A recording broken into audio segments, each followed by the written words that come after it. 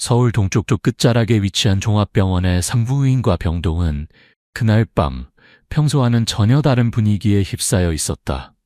복도를 따라 늘어선 형광등이 불규칙하게 깜빡거리고 있었고 겨울 찬바람이 창문 틈새로 스며들어 오한을 불러일으켰다. 분만실 3호에선 형사 박지은이 출산의 고통과 싸우고 있었다. 32살의 그녀는 강력계 형사로 수많은 현장을 누비며 단련된 정신력을 가지고 있었지만 이번만큼은 극한의 고통 앞에서 무력함을 느끼고 있었다. 검은 머리카락이 이마에 달라붙고 창백한 얼굴에는 땀방울이 송송 맺혀 있었다. 분만실 문 밖에서는 그녀의 남편이자 동료 형사인 김태민이 초조하게 서성이고 있었다. 그의 굳은 얼굴에는 걱정이 역력했다. 20년간 수많은 위험한 현장을 함께 해온 그였지만 아내의 출산만큼은 어찌할 도리가 없었다. 분만실 안에서는 산부인과 과장 이준호 원장이 침착하게 분만을 진행하고 있었다. 쉰을 넘긴 그는 회색 머리카락과 깊이 패인 주름 사이로 날카로운 눈빛을 번뜩이며 수십 년간 쌓아온 경험으로 상황을 통제하고 있었다. 그의 명성은 업계에서 자자했다. 침착하고 실력 있는 의사로 말이다. 그를 보조하는 간호사들도 각자의 역할에 충실했다. 수간호사 정미영은 오랜 경력으로 다져진 노련함으로 상황을 파악하며 움직였고 젊은 간호사 서하늘은 긴장한 기색을 감추지 못하고 있었다. 남자 간호사 최동현은 말수가 적지만 신중한 성격으로 묵묵히 자신의 일을 해내고 있었다. 그들은 모두 수많은 출산을 도왔지만 이날 밤의 분만은 그 무엇과도 달랐다. 진통이 절정에 달하자 마침내 그 순간이 왔다. 하지만 예상했던 아기의 울음소리 대신 분만실에는 기이한 정적이 흘렀다. 몇 초가 지나도 아무 소리가 나지 않았다. 태어난 것은 건강해 보이는 사내 아이였다. 하지만 일반적인 신생아와는 달리 아기는 울지 않았다. 그 대신 또렷한 두 눈을 크게 뜨고 있었다. 그 눈동자는 신생아답지 않게 깊고 어두웠으며 마치 오랜 세월의 경험을 담고 있는 것처럼 보였다. 간호사 서하늘이 먼저 이상함을 느꼈다. 그녀는 무의식적으로 몸을 떨며 뒤로 물러섰다. 최동현도 눈썹을 찌푸리며 아기를 바라보았다. 정미영은 오랜 경험에도 불구하고 순간 당황했지만 곧 차분함을 되찾고 아기의 상태를 확인하기 시작했다. 이준호 원장은 청진기를 아기의 가슴에 대었다. 심장 박동은 정상이었다. 하지만 아기는 여전히 울지 않았다. 원장이 아기의 등을 가볍게 두드리고 자극을 주어도 소용없었다. 아기는 단지 그 검은 눈동자로 허공의 한 점을 응시하고 있을 뿐이었다. 그 시선에는 신생아에게서는 절대 볼 수 없는 차가움과 깊이가 있었다. 마치 무언가를 기다리고 있는 것처럼. 그때였다. 아기의 입술이 미세하게 움직였다. 이준호 원장이 더 가까이 몸을 기울였다. 아기가 울음을 터뜨리려는 것이라고 생각했기 때문이다. 하지만 아기의 입에서 나온 것은 울음이 아니었다. 그것은 목소리였다. 갓 태어난 아기로서는 불가능한 선명하고 또렷한 목소리였다. 당신이 나를 죽였잖아요. 이번에는 피할 수 없을 거예요. 그 음성은 이준호 원장의 머릿속에 직접 울려 퍼졌다. 차갑고 원망스러운 톤으로 마치 오랫동안 품어온 한을 토해낸 것 같았다. 원장의 얼굴은 순식간에 핏기를 잃었다. 손이 격렬하게 떨리기 시작했고 숨이 막히는 것 같았다. 다른 사람들은 그 말을 명확히 듣지 못했다. 하지만 그들은 원장의 갑작스런 변화를 목격했다. 항상 침착했던 이준호 원장이 마치 귀신이라도 본 듯 경직되어 있었다. 원장님, 무슨 일이세요? 정미영이 급히 물었다. 이준호 원장은 황급히 정신을 차리려 애쓰며 대답했다. 아니다. 아기가 반사 반응이 좀 늦은 것 같다. 신생아실로 옮겨서 정밀 검사를 받아보자. 그는 더 이상 아기를 똑바로 쳐다볼 수 없었다. 정미영과 최동현이 서둘러 아기를 신생아실로 옮겼고 서하늘은 여전히 공포에 질린 채 그들을 따랐다. 분만대 위에 박지은은 극도의 피로감에도 불구하고 모든 것을 지켜보고 있었다. 그녀는 아들의 기이한 눈빛과 이준호 원장의 충격적인 반응을 놓치지 않았다. 형사로서의 직감이 그녀에게 말하고 있었다. 무언가 심각한 일이 벌어지고 있다고. 이준호 원장은 분만실을 나와 복도벽에 기대섰다.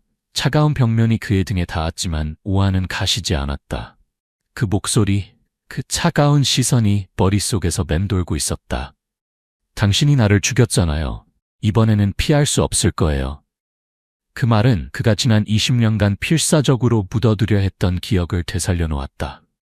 그날 밤의 일을, 어린 생명 하나가 그의 손에서 쓰러져간 그 끔찍한 순간을 말이다. 아기 지훈이 신생아실로 옮겨진 후 병원에는 설명할 수 없는 기이한 현상들이 나타나기 시작했다. 지훈은 다른 신생아들과는 완전히 달랐다. 배가 고프거나 기저귀가 더러워져도 울지 않았다. 그저 침대에 조용히 누워 천장을 응시하거나 지나가는 사람들을 그 검은 눈동자로 지켜볼 뿐이었다. 간호사들은 지훈을 돌보는 것이 점점 두려워졌다. 특히 서하늘은 밤 근무를 할 때마다 견딜 수 없는 공포를 느꼈다. 지훈 근처를 지날 때면 등골이 서늘해지고 누군가 뒤에서 지켜보고 있다는 느낌이 들었다. 복도 끝에서 들려오는 희미한 속삭임, 빈 병실에서 스쳐 지나가는 그림자들을 자주 목격했다. 어느 날 밤 서하늘은 신생아실에서 근무 중이었다. 지훈의 침대 옆에서 다른 아기들을 돌보고 있을 때 갑자기 발목에 차가운 무언가가 스쳤다. 깜짝 놀라 내려다보았지만 아무것도 없었다. 하지만 그 차가움은 뼛속까지 스며들었다. 하늘아, 괜찮아? 동료 간호사가 물었다. 네, 괜찮습니다. 서하늘은 대답했지만 그녀의 얼굴은 참백했다. 최동현은 처음에는 동료들의 말을 믿지 않았다. 하지만 그도 곧 이상한 일들을 경험하기 시작했다. 그는 밤 근무 때 신생아실의 CCTV를 모니터링하는 업무를 맡고 있었는데 지훈의 침대 주변에서 자꾸 화면이 흔들리거나 잡음이 끼는 현상이 발생했다. 어느 날 밤 모니터를 보던 최동현은 믿을 수 없는 광경을 목격했다. 지훈의 침대가 저절로 미세하게 흔들리고 있었던 것이다. 그 주변으로 빠르게 지나가는 작은 그림자도 보였다. 그는 즉시 현장으로 달려갔지만 신생아실은 평상시와 다름없이 조용했다. 이런 일들이 계속되자 서하늘의 스트레스는 극에 달했다. 그녀는 체중이 급격히 줄었고 불면증에 시달렸다. 결국 그녀는 더 이상 견딜 수 없다며 사직서를 제출했다. 건강상의 이유로 더 이상 근무를 계속할 수 없습니다. 그녀는 상세한 설명을 거부한 채 병원을 떠났다. 그녀의 갑작스러운 사직은 다른 직원들에게 큰 충격을 주었다. 모두가 알고 있었다. 신생아실에서 일어나고 있는 일들이 단순한 우연이 아니라는 것을. 한편 이준호 원장은 나날이 악화되어 가고 있었다. 그는 신생아실 근처에 가는 것을 피했고 지훈과 관련된 모든 업무를 다른 의사들에게 맡겼다. 하지만 그가 어디에 있든 지훈의 존재는 그를 따라다녔다. 매일 밤 그는 악몽에 시달렸다. 꿈속에서 그는 다시 그날 밤의 분만실에 있었다.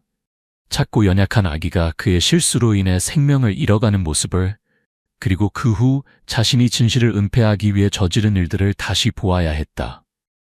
깨어있을 때도 마찬가지였다. 병원 복도를 걸을 때면 누군가 그를 부르는 목소리가 들렸다. 어린아이의 울음소리, 원망스러운 속삭임들이 귓가에 맴돌았다. 거울이나 유리창에 비친 자신의 모습을 볼 때면 그 뒤로 작은 그림자가 어른거리는 것 같았다. 동료들은 이준호 원장의 변화를 걱정하기 시작했다. 항상 완벽했던 그의 업무에 실수가 늘어났고 성격도 예민해졌다. 작은 일에도 화를 내거나 반대로 멍하니 허공을 바라보며 앉아있는 모습이 자주 목격되었다. 원장님, 요즘 많이 피곤해 보이시는데 좀 쉬시는 게 어떨까요? 동료 의사 김성호가 조심스럽게 제안했다. 괜찮다. 나는 괜찮아. 이준호는 그렇게 말했지만 그의 눈동자는 초점을 잃고 있었다. 박지혜는 아들을 돌보기 위해 병원에 머물면서도 형사로서의 본능을 잃지 않았다. 아들의 기이한 모습과 병원에서 일어나는 이상한 현상들, 그리고 이준호 원장의 수상한 행동을 주의 깊게 관찰했다. 지훈을 돌보러 오는 간호사들과 대화하며 그녀는 조심스럽게 정보를 수집했다. 서하늘의 갑작스러운 사직, 최동현이 목격한 CCTV의 이상 현상, 그리고 이준호 원장의 변화에 대해 들을 때마다 확신이 강해졌다. 이 모든 것이 우연일 리 없어. 분명 원장과 관련된 과거의 일이 있을 거야. 박지혜는 남편 김태민에게 도움을 요청했다. 태민아, 이준호 원장에 대해 조사해 볼 수 있을까? 특히 과거 의료사고나 문제가 된 사건이 있었는지 말이야. 왜 갑자기 그런 걸 알고 싶어 해? 김태민이 물었다. 직감이야. 지훈이와 관련된 뭔가가 있을 것 같아. 김태민은 공식적인 경로를 통해 이준호 원장의 과거를 조사했다. 하지만 놀랍게도 그의 경력엔 아무런 문제가 없었다. 오히려 모범적인 의사로서의 기록만이 남아 있었다. 이상해. 너무 깨끗해. 박지은이 중얼거렸다. 이런 경우는 보통 뭔가를 숨기고 있다는 뜻이야. 그 무렵 정미영도 독자적으로 조사를 시작했다. 오랫동안 이 병원에서 일해온 그녀는 이준호 원장의 변화가 단순한 스트레스 때문이 아니라는 것을 알고 있었다. 지훈의 탄생과 함께 시작된 모든 이상 현상들이 과거의 어떤 사건과 연결되어 있다고 확신했다. 어느 날 정미영은 병원 지하에 있는 오래된 기록 보관소를 방문했다. 수십 년간 쌓인 의료 기록들이 먼지를 뒤집어 쓴 채 보관되어 있었다. 그녀는 20년 전 이준호 원장이 담당했던 분만 사례들을 찾기 시작했다. 몇 시간의 수색 끝에 그녀는 수상한 파일 하나를 발견했다. 20년 전 이민수라는 신생아의 사망 기록이었다. 파일을 자세히 살펴보자 여러 가지 이상한 점들이 눈에 띄었다. 첫째, 일부 중요한 서류가 누락되어 있었다. 둘째, 남아있는 서류들의 내용이 서로 모순되었다. 사망 시간과 원인에 대한 기록이 일치하지 않았다. 셋째, 일부 페이지는 다른 페이지들보다 새로워 보였고 잉크의 색깔도 달랐다. 가장 중요한 것은 이준호 원장의 서명이 곳곳에 남아있다는 점이었다. 그는 이민수의 분만과 사망을 담당한 주치의였다. 정미영은 이 파일을 박지은에게 보여주었다. 두 사람은 비밀리에 만나 발견한 내용을 공유했다. 이것 봐. 여기 날짜를 보면 지훈이 태어난 날과 정확히 20년 차이가 나. 박지은이 말했다. 그리고 이 서류들 명백히 조작된 흔적이 있어요. 정미영이 덧붙였다. 두 사람은 더 많은 증거가 필요하다는 것에 동의했다. 박지은은 20년 전 이 병원에서 일했던 사람들을 찾아 나섰다. 며칠 후 그녀는 당시 간호사였던 이영희를 찾아냈다. 현재는 은퇴해서 부산에 살고 있던 이영희는 처음에는 과거 일을 말하기를 꺼려했다. 그 일은 말하고 싶지 않아요. 이영희가 고개를 저었다. 제발요. 제 아들과 관련된 일일 수도 있어요. 박지은이 간곡히 부탁했다. 결국 이영희는 입을 열었다. 그날 밤 정말 끔찍했어요. 민수 그 아이는 살 수 있었어요. 하지만 이 원장이 실수를 했고 그 실수를 숨기려고. 이영희의 증언은 충격적이었다. 이민수는 분만 과정에서 위험한 상황에 처했지만 이준호 원장의 의료 실수로 인해 상황이 악화되었다는 것이다. 그리고 원장은 자신의 명성을 지키기 위해 진실을 은폐했다. 아이가 죽어가고 있는데도 이 원장은 자신의 실수를 숨기는 데만 급급했어요. 제대로 된 응급처치를 하지 않았어요. 그리고 나서는 서류를 조작하고 우리에게는 입을 다물라고 협박했어요. 박지은은 이영희의 증언을 녹음했다. 이제 확실한 증거를 손에 넣었다. 진실이 밝혀지기 시작하자 이준호 원장의 상태는 더욱 악화되었다. 그는 제대로 잠을 자지 못했고 식사도 거르는 일이 많아졌다. 동료들의 걱정이 깊어지자 병원장은 그에게 휴가를 권했다. 하지만 집에 있어도 그의 고통은 계속되었다. 오히려 더 심해졌다. 집안 곳곳에서 아이의 울음소리가 들렸고 거울에는 작은 얼굴이 나타났다가 사라지곤 했다. 그는 집안의 모든 거울을 천으로 덮었지만 그래도 그 시선을 피할 수는 없었다. 어느 날 밤 지훈에게 갑작스런 호흡곤란 증상이 나타났다. 심각한 상황은 아니었지만 병원 측은 안전을 위해 모든 관련 의료진에게 연락했다. 이준호 원장도 그중 한 명이었다. 양심의 가책 때문이었을까 아니면 다른 이유 때문이었을까. 이준호 원장은 깊은 밤 병원으로 향했다. 박지은도 연락을 받고 즉시 병원에 도착했다. 그녀는 아들을 걱정하면서도 이 기회를 놓치지 않으려 했다. 이준호 원장과 직접 대면할 기회였다. 신생아실에 들어선 이준호 원장은 지훈의 침대 앞에 섰다. 그 순간 병실의 분위기가 급변했다. 온도가 급격히 떨어졌고 형광등이 깜빡이기 시작했다. 어디선가 희미한 울음소리가 들려왔다. 지훈은 눈을 크게 뜨고 이준호 원장을 똑바로 바라보았다. 그 시선 속에는 20년 전 죽어간 이민수의 모든 원망과 고통이 담겨 있었다. 이준호 원장은 그 눈빛을 보는 순간 과거의 모든 기억이 되살아나는 것을 느꼈다. 이민수가 숨을 거두던 그 순간 자신이 진실을 은폐하기 위해 저질렀던 모든 일들이 선명하게 떠올랐다. 안 돼, 안 돼. 그가 중얼거렸다. 나는 그저... 박지은이 조용히 그에게 다가갔다. 원장님, 이제 진실을 말씀하세요. 이준호 원장은 무너져 내리듯 의자에 앉았다. 그의 얼굴은 완전히 파리해져 있었다. 맞다. 나는 그 아이를 죽였다. 다음 날 박지혜는 정미영과 함께 이준호 원장의 사무실을 찾았다. 원장은 이미 모든 것을 포기한 상태였다. 20년간 그를 괴롭혀온 죄책감과 지난 몇 주간의 초자연적 현상들이 그의 의지를 완전히 꺾어놓았다. 말하겠습니다. 모든 것을 말하겠습니다. 이준호 원장은 떨리는 목소리로 20년 전의 일을 털어놓기 시작했다. 박지혜는 휴대폰으로 그의 자백을 녹음했다. 그날 밤 산모는 심각한 상태였습니다. 아기도 위험했고요. 저는 압박감에 못 이겨 실수를 저질렀습니다. 응급처치 과정에서 치명적인 오판을 했어요. 그의 목소리는 점점 작아졌다. 아기는 살 수 있었습니다. 하지만 제 실수 때문에, 그리고 저는 겁이 났어요. 제 경력이, 명성이 무너질까봐. 그래서 제대로 된 응급처치 대신 아이를 그냥 죽게 내버려뒀습니다. 정미영은 쏘스라치게 놀랐다. 의사로서 저지를 수 있는 최악의 범죄였다. 그리고 나서는 모든 증거를 없앴습니다. 서류를 조작하고 목격자들에게 입막음을 했어요. 20년간 저는 그 죄책감을 안고 살아왔습니다. 이준호 원장은 양손으로 얼굴을 감쌌다. 하지만 이제 민수가 돌아왔어요. 지훈이를 통해서 저를 벌하러 온 거예요. 자백이 끝나자 사무실에는 다시 한번 기이한 현상이 일어났다. 문이 저절로 열리고 차가운 바람이 불어들어왔다. 하지만 이번에는 무서운 느낌보다는 평화로운 기운이 감돌았다. 마치 이민수의 영혼이 마침내 원하던 것을 얻었다는 듯이 박지혜는 녹음된 자백과 수집한 모든 증거를 경찰서에 제출했다. 이준호 원장은 의료사고 은폐, 서류 조작, 그리고 업무상 과실치사 혐의로 기소되었다. 사건이 언론에 알려지자 큰 파장이 일었다. 존경받던 의사가 20년간 숨겨온 끔찍한 진실이 드러난 것이다. 성민종합병원은 사과문을 발표하고 재발 방지를 약속했지만 병원의 신뢰도는 크게 떨어졌다. 재판이 시작되었다. 법정에는 많은 사람들이 몰려들었다. 피해자 가족들, 언론, 그리고 의료계 관계자들이 이 전례 없는 사건의 결말을 지켜보았다. 증인석에선 박지은은 침착하게 증언했다. 지훈의 탄생부터 시작된 모든 일들, 이준호 원장의 이상한 반응, 그리고 진실을 밝혀내기 위한 조사 과정을 상세히 설명했다. 피고인은 제 아들이 태어나는 순간부터 극도의 공포에 시달렸습니다. 마치 오래전 지은 죄를 아는 듯이 말입니다.